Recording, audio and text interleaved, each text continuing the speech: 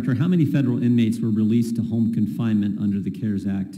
We had about 35,000 released under the CARES Act. 35,000? Oh, excuse me, 35,000 is the number under FSA earned time credits. Under CARES Act, it was 13,000. 13, that's what I thought. 13,204. 13,000. On February 4th, 2023, Jason Galanis, after serving approximately 40% of his sentence, applied for home confinement. Very next month, the probation office approved that. You're familiar with that, right? Also, the very next month, March of 2023, the Pensacola warden approved, and then on June 9th, the Residential Reentry Management Center also approved Mr. Galanis for home confinement under the CARES Act. But then, 4 days later, the Board of Prisons denied it. Who made the decision to deny that? The denial came out of the Residential Reentry Management Office. After they approved it, 4 days later, they changed their mind? So the chair and I spoke yesterday. I think there's some confusion around approvals and referrals. The warden has the ability to refer. Probation has the requirement to confirm that his housing option in the community is proper. That still doesn't approve a home confinement placement. The final decision rests with the Residential Reentry Management Office. And they told Mr. Galanis on the 9th that everything was fine. And then on the 13th, they changed. Why?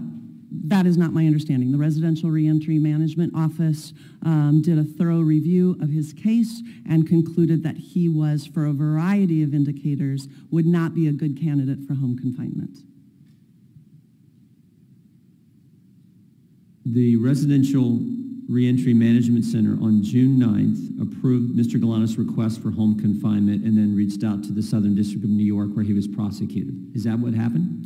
That's not my understanding. My understanding is since he had more than 5 years on his sentence, it was practice for the Residential Reentry Management Office to reach out to the U.S. Anyone Attorney. else get CARES Act release and home confinement under the CARES Act who had more than 5 years left on their sentence?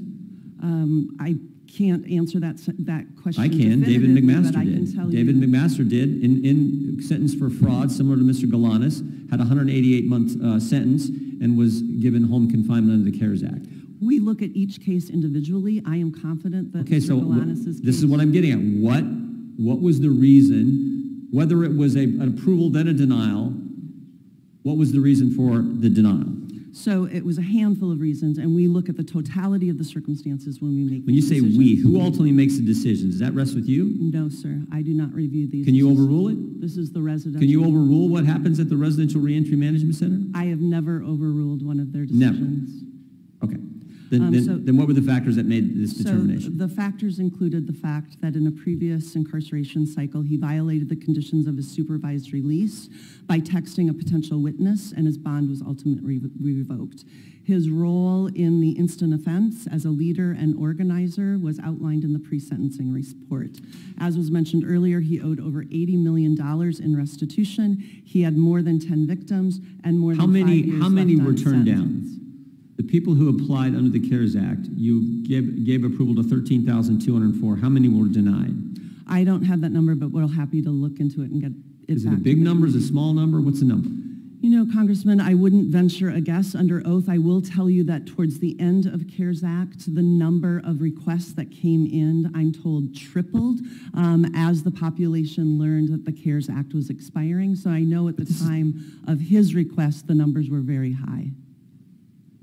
Did the fact that the House Oversight Committee subpoenaed Mr. Galanis' business partner have any weight on the decision to deny his request?